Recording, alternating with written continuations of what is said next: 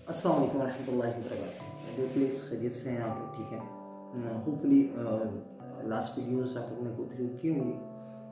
आज हम डिस्कस करेंगे साइरस, एक और ब्रांड है जो कि मार्केट में लेके आने जा रहे हैं। साइरस जो कि मॉडिफाइड फॉर्म है इरियन की। प्रीवियस में हमारे पास इरियन मौजूद था, तो इरियन के हवाले से हमने काफ़ी काम किया है और हमें सक्सेस रेट भी काफ़ी मिली। कुछ कंप्लेंट्स थी, कुछ इनहांस करना था डॉक्टर्स की तरफ से, कुछ क्वेरीज आ रही थी, जिसको देखते हुए हमने ये फॉर्मेशन डेवलप की। इसको हम 4 सेगमेंट्स के अंदर लेके जाएंगे। एक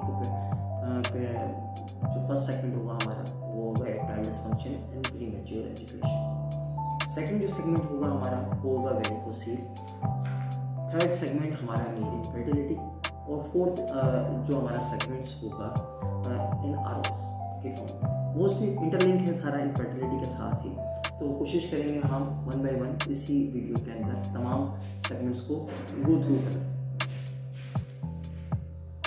फर्स्ट थिंग, जहाँ पे आपके पास इरेक्टाइल डिसफंक्शन और प्रीमैच्योर एजुकेशन के पेशेंट्स आपके पास रिपोर्ट होते हैं, वहाँ पे सबसे बड़ा प्रॉब्लम यह आता है कि ये 2-3 रीजंस के थ्रू ये प्रॉब्लम क्रिएट होती है। एक तो आपके हार्मोन्स का लेवल ठीक नहीं है, सेकेंडली आपका ब्लड का फ्लो उसके अंदर बेटर नहीं हो रहा होता, थर्ड थिंग आपकी डिज़ायर डिक्लाइन की तरफ जा रही होती है। तो ये तमाम चीज़ों को देखते हुए हमने इसके अंदर ये तमाम चीज़ें फंक्शनल की जो इसके अंदर इंग्रेडिएंट्स हैं उसको थोड़ा सा डिटेल से देखते हैं, तो हमें पता चलेगा कि साइरस का रोल क्या होता है इरेक्टाइल डिसफंक्शन में और प्रीमैच्योर एजुकेशन में। सबसे पहले अगर इसके फर्स्ट पेज को गो थ्रू करें लिटरेचर के, तो हमें दिखेगा कि साइरस जो है वो ब्लड के फ्लो को एनहांस करता है। रीज़न ये है कि इसके अंदर हमने एलार्जिनिन जो है वो 4 ग्राम क्रिएट की है। 4 ग्राम इसके अंदर एलार्जिनिन है जो कि नाइट्रिक ऑक्साइड प्रोड्यूसर के तौर पर आपकी बॉडी पर काम कर रही होती है। सेकेंड इंग्रेडिएंट है वो है citrulline. Citrulline, L-arginine and selenium, ये तीनों ऐसे इंग्रेडिएंट्स हैं जो कि आपके बॉडी के अंदर नाइट्रिक ऑक्साइड प्रोड्यूस करने के रिस्पॉन्सिबल होते हैं। जैसे ही आपके ब्लड का वॉल्यूम बढ़ता है, नाइट्रिक ऑक्साइड बढ़ती है, तो डेफिनेटली ब्लड का फ्लो बढ़ता है, जिसकी वजह से आपकी इरेक्शन क्रिएट हो जाती है। सेकेंड चीज़ जो इसके अंदर हमारे पास हर्ब्स एंड शर्ब्स हमने ऐड की जाए, like tribulus terrestris, ginkgo, ginseng, maca root extract and pine bark extract. ये सारे टेस्टोस्टेरोन बूस्टर है। जैसे आपकी बॉडी में टेस्टोस्टेरोन बूस्ट करता है, तो इसका मतलब ये होता है कि आपका एनर्जी लेवल एनहांस हो रहा है, और जब एनर्जी लेवल एनहांस होते हैं तो डेफिनेटली इरेक्शन आपकी क्रिएट होना शुरू हो जाती है। कोलिन की वजह से आपका कोलिन और विटामिन B12 की वजह से आपकी नर्व्स डाउन होती हैं, जिसकी वजह से आपकी प्रीमैच्योर एजुकेशन की प्रॉब्लम भी रिजॉल्व होना शुरू हो जाती है। होपफुली विदिन 10 to 15 डेज के अंदर इसका रिजल्ट आना शुरू हो जाता है। जैसे आप देखते हैं कि तमाम चीज़ें क्लियर हो रही हैं,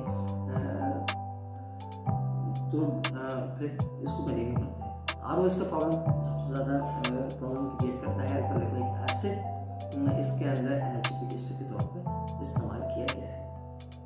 एज वेल एज अगर हम देखते हैं इनफर्टिलिटी को, इनफर्टिलिटी का पेशेंट मोस्टली आपके पास 3 प्रॉब्लम्स के साथ आता है। ओलिगोस्पर्मिया, जो नए सुनने वाले हैं उनको बता दूँ, ओलिगोस्पर्मिया का मतलब होता है कि sperm count less than 15 million पर ml के अंदर होंगे। एसिनोस्पर्मिया जिसके अंदर शेप आउट होगी स्पर्म की, और टेराटोजोस्पर्मिया जिसके अंदर मोस्टली मोटाइल यानी कि स्पर्म के स्विंग करने की जो कैपेसिटी है वो कम होगी। अब उसके अंदर साइरस क्या रोल प्ले करता है, या फिर ऐसा पेशेंट जो कि तीनों कॉम्प्लिकेशन के साथ इकट्ठा वापस आ रहा होता है, ऐसे पेशेंट के अंदर अगर हम सेकेंड पेज इसका हम देखेंगे तो एलार्जिनिन ज़्यादातर स्पर्म के हेड के ऊपर काम करता है। जो हमने लिटरेचर आपको दिया है उसके अंदर ऑलरेडी स्पर्म की क्लियर पिक्चर मौजूद है, और उसके अंदर तमाम के तमाम इंग्रेडिएंट्स उस जगह पे मौजूद हैं जिस जगह पे काम करते हैं। मोस्टली स्पर्म को head, mid piece and tail के अंदर हम डिवाइड करते हैं। टेल जो है वो उसकी स्विंग ऑर्गन है जो कि उसको मोटाइल करती है, यहाँ पे इसको चलने में मदद करती है। मिड पीस के अंदर उसका DNA स्ट्रक्चर होता है जो कि रिस्पॉन्सिबल होता है आपकी जेनेटिक्स को लेके जाने के अंदर, यानी कि आपकी जीन को ट्रांसफर करने के अंदर, आपकी नेक्स्ट जनरेशन के अंदर। मिड पीस के अंदर एनर्जी मॉलिक्यूल्स होते हैं मोस्टली इसके अंदर एल-आर्जिनिन 4 ग्राम है, एसिटाइल-कार्निटीन 1 ग्राम है, जो कि एक तो स्पर्मेटोजेनेसिस को एनहांस कर देती है। यानी कि स्पर्म अगर पहले 10 बन रहे थे तो साइरस के यूज़ के बाद स्पर्म की क्वांटिटी 30 हो जाती है। ये स्पर्मेटोजेनेसिस को एनहांस करना होता है। सेकेंडली इसके अंदर हमने यूज़ किया एल्गोडाथियोन। एल्गोडाथियोन एक ऐसा इंग्रेडिएंट है जो कि एक हार्मोन होता है, एल्गोडाथियोन सिंथेटिस एंजाइम, जो कि स्पर्मेटोजेनेसिस को स्टार्ट करने के अंदर मेजर रोल प्ले करता है। तो एल्गोडाथियोन जैसे ही इसके अंदर ऐड होता है तो इसके अंदर स्पर्मेटोजेनेसिस एनहांस हो जाता है। एसिटाइल-कार्निटीन ज़्यादातर टेल के ऊपर काम कर रहा होता है, जो कि उसका मोटाइल ऑर्गन है। क्यूटेन, एल-कार्निटीन और ग्लूटाथियोन इसके मिड पीस पे काम करता है। मिड पीस के अंदर चूँकि एनर्जी बूस्टर होता है, एनर्जी सारी स्पर्म को मिड पीस से ही मिलती है। हेड के अंदर चूँकि इसके अंदर कवर शेल होता है, जो उसका हेड होता है वो ज़्यादातर 90% एल-आर्जिनिन से बना हुआ होता है। एल-आर्जिनिन इसके अंदर 4 ग्राम है, जो कि हेड को डेवलप करती है और उसके अंदर मौजूद जो डीएनए स्ट्रक्चर है उसको सिक्योर करके रखती है। Vitamin C, vitamin E, mostly आपने देखा होगा डॉक्टर्स की हैबिट होती है कि इनफर्टाइल पेशेंट को या फिर मेल के अंदर ज़्यादातर जिंक, विटामिन ई को ज़्यादा लाइक करते हैं। विटामिन ई इसके अंदर रिच क्वांटिटी में 60 मिलीग्राम पर सैशे मौजूद है। सेकेंडली जिंक इसके अंदर 50 मिलीग्राम हमने रिच क्वांटिटी में डाला है। थर्ड इसके अंदर मेजर इंग्रेडिएंट जो एंटीऑक्सीडेंट के तौर पे यूज़ होता है वो होता है लाइकोपेन। लाइकोपेन एक ऐसा इंग्रेडिएंट है जो कि लिपिड पेरोक्साइड को लिपिड ऑक्सीडेशन के अंदर मदद करता है। लिपिड ऑक्सीडेशन क्या होती है? मोस्टली स्पर्म के अंदर जितनी ज़्यादा लिपिड ऑक्सीडेशन बढ़ेगी उतना उसके अंदर एनर्जी प्रोड्यूस होगी, और जितनी एनर्जी ज़्यादा प्रोड्यूस होगी उतना ही स्पर्म स्ट्रॉन्ग होगा। जैसे हमने oogenesis के अंदर देखा था, कॉन्सेप्शन रेट डिपेंड करता है एग की क्वालिटी के ऊपर। जितना एग बड़ा होगा, एग की क्वालिटी अच्छी होगी, उतना कॉन्सेप्शन रेट बढ़ा होगा। इसी तरीके से स्पर्म के अंदर जितनी रैपिड प्रोग्रेशन बड़ी होगी, इंशाल्लाह नेक्स्ट टाइम मैं आपको स्पर्म एनालिसिस रिपोर्ट भी पढ़ना सिखाऊंगा, तो फिर आप लोग को तमाम चीज़ें और ज़्यादा क्लियर होंगी कि स्पर्म को हम कैसे टैली करते हैं। ठीक है, डीएनए, फोलिक एसिड इसके डीएनए स्ट्रक्चर को सिक्योर करता है, एंड सिट्रोलिन इसके अंदर एनर्जी प्रोड्यूस करता है। इस तरीके से अगर हम ओलिगोस्पर्मिया, एस्टेनोस्पर्मिया, टेट्राजोस्पर्मिया के पेशेंट के अंदर अगर हम साइरस को यूज़ कराते हैं तो होपफुली बहुत अच्छे रिजल्ट मिलते हैं। एक बात और ख्याल रखिएगा कि स्पर्म की प्रोडक्शन के अंदर हमें मिनिमम साइड पर 3 मंथ रिक्वायर्ड होते हैं। तो ऐसा पेशेंट जो कि ओलिगो, एस्टेनो या टेट्राजोस्पर्मिया का पेशेंट हो, ऐसे पेशेंट को अगर हम साइरस देते हैं तो फिर इसके अंदर हमें एटलीस्ट 3 मंथ तक देने के बाद फिर एनालिसिस रिपीट कराना होगा। इससे पहले इसके रिजल्ट्स सामने नहीं आएंगे। तीसरा इसके अंदर जो सबसे बड़ा फैक्टर है वेरिकोसिल। वेरिकोसिल सबसे पहले हमें ये डिस्कस करना होता है कि वेरिकोसिल होता क्या है।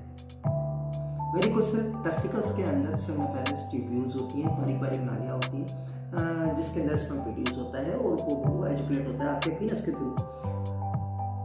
अब कुछ प्रॉब्लम्स के अंदर वेरिकोसील के अंदर ब्लॉकेज आ जाती है। ब्लॉकेज की वजह से स्पर्म सही तरीके से एजुकेट नहीं हो पाता। तो जब पेशेंट सेमेनलिसिस रिपोर्ट कराता है तो ऐसे पेशेंट एज़ोस्पर्मिया के अंदर आ जाते हैं। अच्छा, सेमेनलिसिस रिपोर्ट के अंदर ये एक चीज़ होती है फ्रैक्टोज, उसके अंदर काउंट हो रहा होता है। अगर फ्रैक्टोज पॉजिटिव है तो दैट्स मीन आपकी ट्यूब सारी खुली हुई है, आपको वेरिकोसिल नहीं है, आप फिर दूसरी इंडिकेशंस की तरफ दूसरी ट्रीटमेंट्स करते हैं। अगर वेरिकोसिल डायग्नोस हो जाता है अल्ट्रासाउंड के अंदर और तमाम चीज़ें इंडिकेट करती हैं कि आप पेशेंट हैं वेरिकोसिल के, तो फिर ऐसे पेशेंट्स को सर्जिकल प्रोसीजर कराना होता है। अब जब सर्जिकल प्रोसीजर उसका कंप्लीट हो जाता है तो इसका ये मतलब हरगिज़ नहीं है कि सर्जिकल प्रोसीजर के बाद पेशेंट के तमाम डिजीज ख़त्म हो चुकी हैं और वो स्पर्म एक नॉर्मल वे में प्रोड्यूस करेगा। तो डेफिनेटली उसको कोई ना कोई सपोर्टिव थेरेपी दी जाती है। तो सपोर्टिव थेरेपी के अंदर लाइकोपेन बहुत बड़ा रोल प्ले करता है। ये तमाम के तमाम यूरोलॉजिस्ट और तमाम के तमाम डर्माटोलॉजिस्ट और जितने भी इन्फर्टिलिटी ट्रीट करने वाले लोग हैं वो तमाम के तमाम बहुत अच्छी तरीके से जानते हैं। इसीलिए इसके अंदर लाइकोपेन को ऐड किया गया। लाइकोपेन के साथ साथ इसमें एल-आर्जिनिन, एल-कार्निटीन और तमाम A to Z मल्टीविटामिन्स इसके अंदर जो मौजूद है वो इसीलिए है कि ऐसा पेशेंट जितनी जल्दी रिकवर होगा, क्योंकि मेन गोल तो हमारा फर्टिलिटी है, वो मेन गोल तो हमारा कॉन्सेप्शन है। तो डेफिनेटली जब तक स्पर्म रेगुलराइज नहीं होंगे, स्पर्म रेगुलर फॉर्म में नहीं आएंगे, जब तक हम कॉन्सेप्शन क्रिएट नहीं कर सकते। तो ऐसे पेशेंट जो वेरिकोसील के पेशेंट हैं, जब वो प्रोसीजर करा भी लेते हैं तो भी उनको सपोर्ट की ज़रूरत होती है। तो ऐसे सपोर्टिव थेरेपी के अंदर साइरस मेजर रोल प्ले करता है। चौथा इसका प्रॉब्लम जो है ROS।